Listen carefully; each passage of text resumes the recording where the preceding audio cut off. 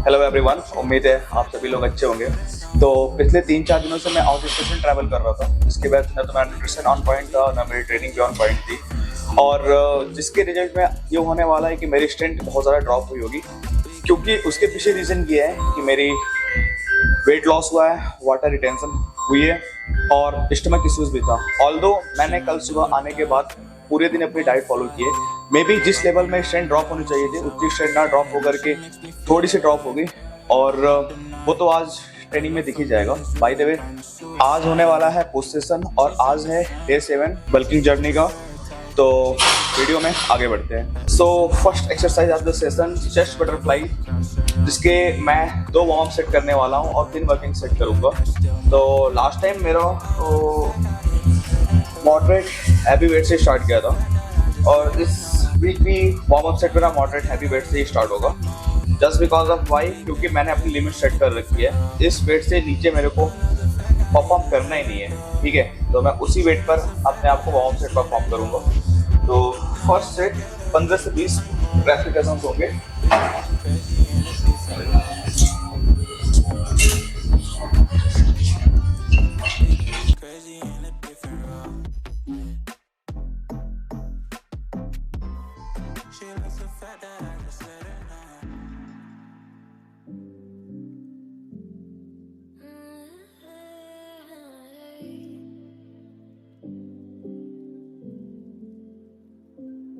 Pulling on my walls down.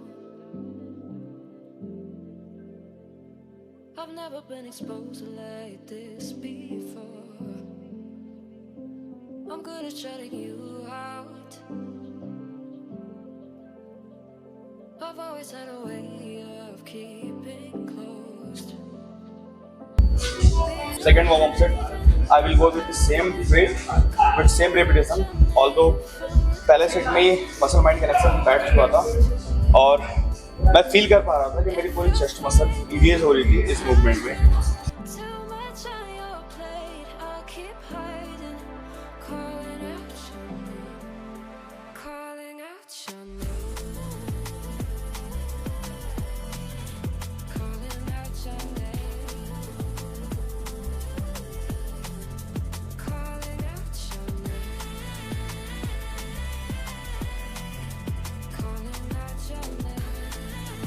I will go for the 10 to 15 reps। और पहली exercise butterfly क्यों ही choose किया है? Why not chest dumbbell press, otherwise any compound movement. मैंने इसलिए choose किया है क्योंकि मैं अपने मसल्स को पहले में थोड़ा डैमेज कर सकूँ, ठीक है। इट मीन्स कि मुझे बेंच प्रेसेस में ज़्यादा हैवी जाने की ज़रूरत ना पड़े और मॉडरेट हैवी वेट के साथ ही मेरी मसल्स डैमेज हो जाए।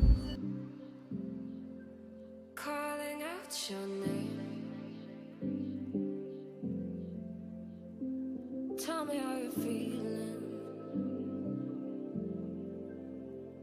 since you got me out in the open. Now I'm ready to die. Second working set, I will go with the full stack, means 134 kg। Target ये रहेगा 10 to 15 reps।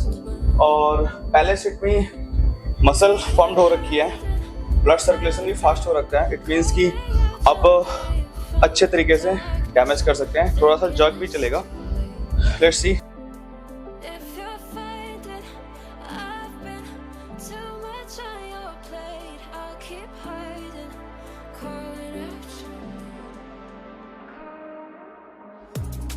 Last working set, I will go with the same weight. और guys remember one thing, अपने muscle को आप जितना challenge करेंगे ना, वो उतना ही ग्रो करेगी।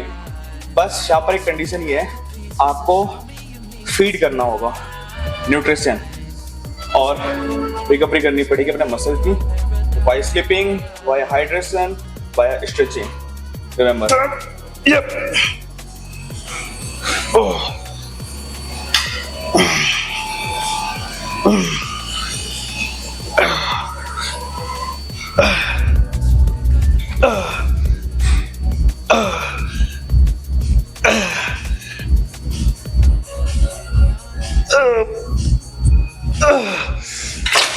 मजा नहीं आया, I will make it drop।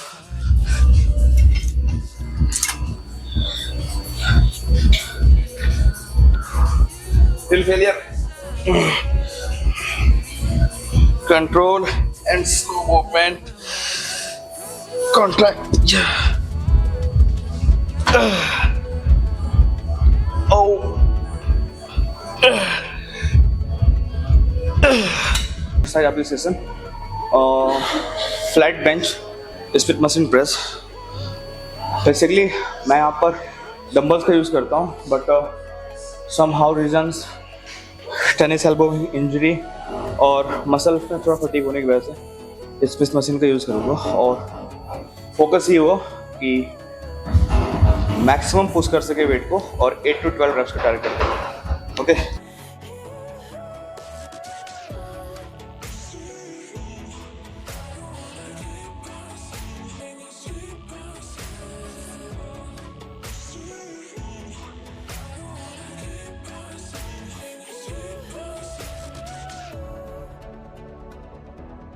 कोई नहीं, थोड़ा सा प्रिकॉशंस यूज़ करूँगा।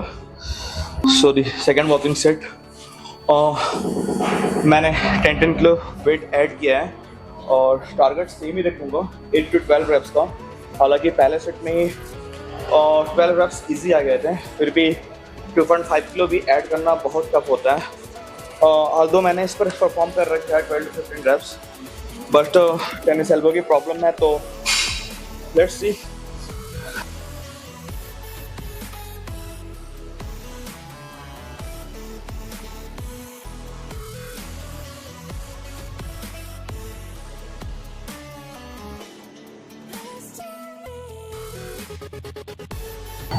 कुछ नहीं बोलना। Third working set, last set में थोड़ा स्ट्रगल हुआ था, तो खुद को सेम वेट के आसपास ही रखूँगा और टारगेट यही रहेगा कि एटलीस्ट 8 रेप्स। लास्ट सेट में थोड़ा जॉग भी था, लेकिन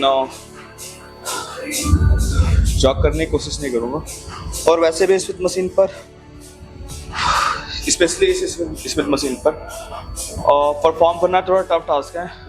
हालांकि फ्रेम इतना बड़ा नहीं है, फिर भी कंसर्न रहता है कहीं एल्बो मशीन से हिट ना कर जाए।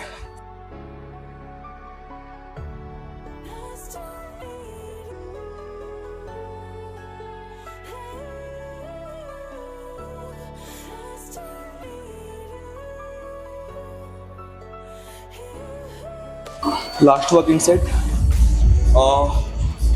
थोड़ा सा वेट ड्रॉप किया है जस्ट टू क्रिएट हाइपरट्रोफी।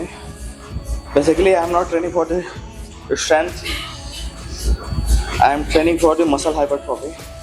तो यहाँ पर वेट के साथ खेलना ज़्यादा मैटर करता है, बाकी वेट उठाना मैटर करता है, बट एक चैलेंजिंग वेट होना बहुत ज़्यादा ज़रूरी है। दैट्स द रीज़न 70 किलो मेरे लिए थोड़ा टफ हो रहा था। I think 60 kilo will be the challenging weight for the 12 to 15 reps. So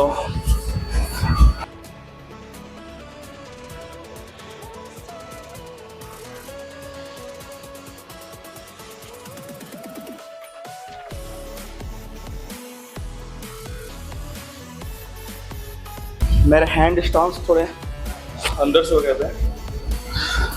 हालांकि वेट उठाने में कोई इशू तो नहीं हुआ, चेस्ट मसल पुलिंग गेज हो रही थी, बट एक प्रॉब्लम ये हुई कि लोड मेरे एल्बो जॉइंट पर भी आ रहा था, जो कि गलत था।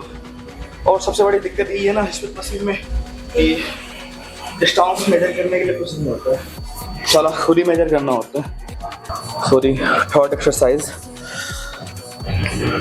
Chest supported side lateral raises, और टोटल 4 वर्किंग सेट करेंगे। लेकिन पहला वर्किंग सेट होगा moderately heavy, not much heavy.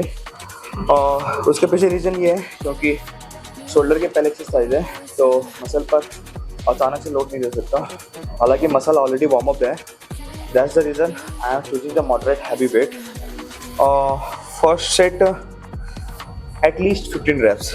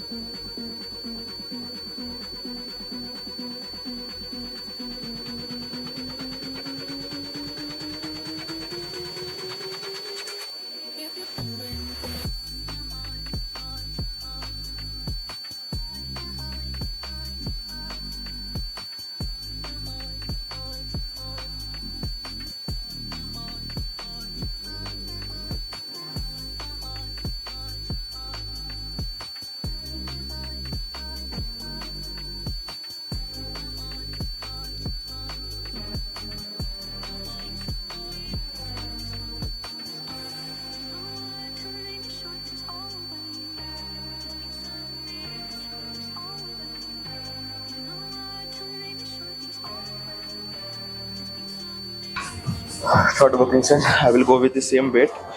और अब टाइट रेप्स बहुत ज़्यादा हार्ड हो चुके हैं। इट मीन्स कि फुल रेंज ऑफ मूवमेंट देने में पम्प्ड मसल मोशन को स्टॉप कर रहे हैं। बाय द वे चैलेंज लेना तो पड़ेगा।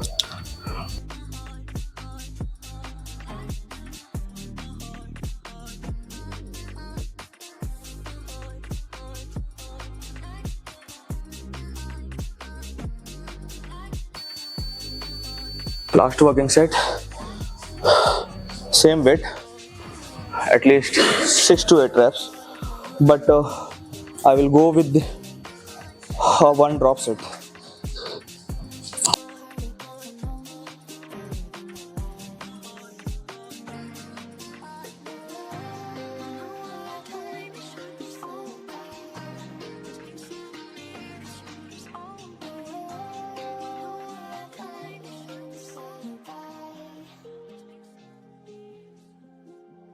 You said there ain't no reason, but I sit here every day,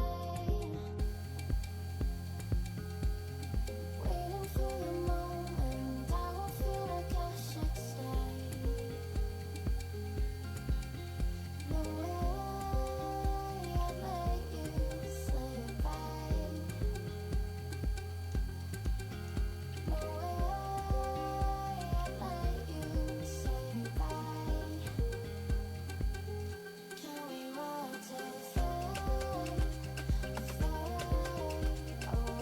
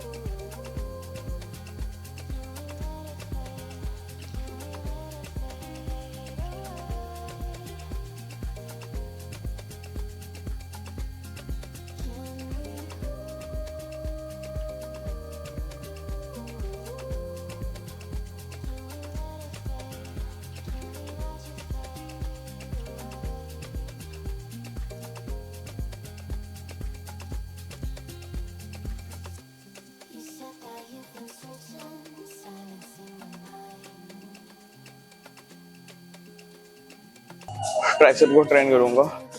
already मेरी शोल्डर्स और चेस्ट मसल फुली टायर्ड हो रखी है, और सबसे बड़ी बात शोल्डर और चेस्ट को ट्रेन करने में ट्राइसेप ऑलरेडी वार्म हो रखी है। इट मीन्स कि I am not going to perform any warm up sets, directly working sets. Moderately heavy weight है और टारगेट ये रहेगा 12 to 15 reps। First exercise bent over cable tricep extension.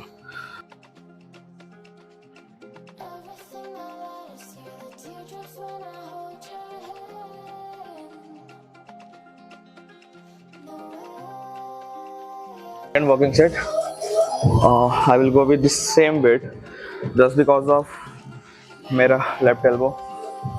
As I told you, tennis elbow की problem है। It means कि इससे wait push करना थोड़ा टफ हो रहा है, और ये भी रियलाइज़ कर रहा हूँ कि ये पूरा वेट मेरा राइट हैंड परफॉर्म कर रहा है। बहुत लाइट ही वेट लेफ्ट एल्बो से पुल कर पा रहा हूँ। तो सेम पंप देने के लिए मैं मॉडरेट वेट ही रखूँगा और कंट्रोल मूवमेंट के साथ परफॉर्म करूँगा। यहाँ पर मैं कोई हैवी वेट नहीं जाने वाला हूँ।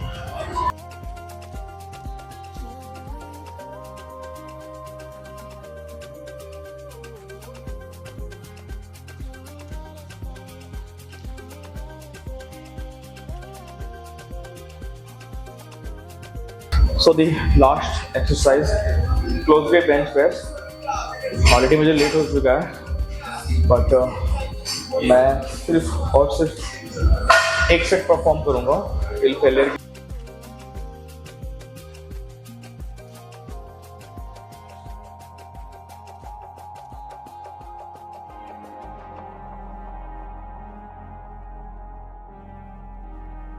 अब यहाँ से जाने के बाद मुझे आइसिंग करनी पड़ेगी इसकी।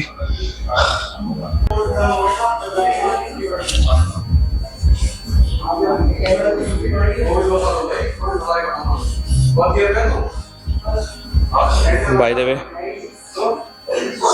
आज है 100 डेज बल्किंग का 7वां दिन और मैंने आपको ऑलरेडी बता रखा था कि मैंने अपनी जर्नी 3 हफ्ते पहले ही स्टार्ट की थी और 100 डेज रिमेनिंग थे तब मैंने आपको अपनी कंडीशन दिखाना स्टार्ट किया था। खैर आपको अपनी पंप दिखाता हूँ। Extreme tired,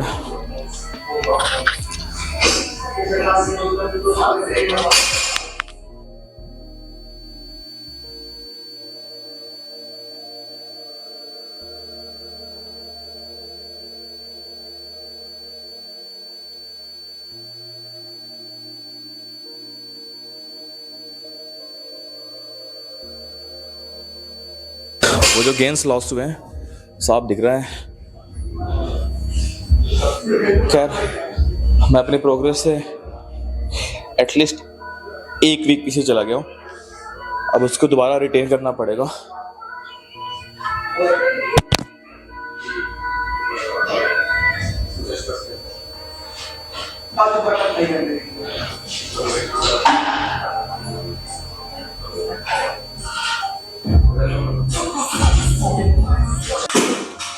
so this is the condition. आपको स्किन पर वाटर साफ दिख सकता है। जो वाटर मैंने रिड्यूस किया था वो 3 दिन की न्यूट्रिशन ब्रेक करने पर और डाइट पर ना रहने की वजह से, बाहर कुछ भी खाने की वजह से, बेसिकली कंसिस्टेंसी ब्रेक होने की वजह से गेंस भी लॉस हुए हैं और वाटर रिटेंशन के स्किन पर आ चुका है। तो कहने का मतलब यही है कि सम हाउ रीजन्स आपके वर्कआउट छूट जाए चल जाएगा, but nutrition is the important thing जो ब्रेक नहीं होना चाहिए। बट जब आप कटिंग कर रहे हो या बल्किंग कर रहे हो, दोनों में न्यूट्रिशन एक इम्पॉर्टेंट रोल रखता है। तो न्यूट्रिशन ब्रेक मत करना।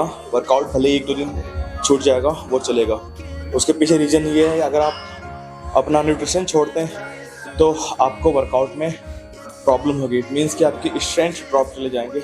आप जिस इंटेंसिटी पर पहले वॉक कर रहे थे उस इंटेंसिटी पर आप ट्रेन नहीं कर पाएंगे। By the way this is the condition of day 7 of 100 day transformation bulking. और मिलते हैं कल।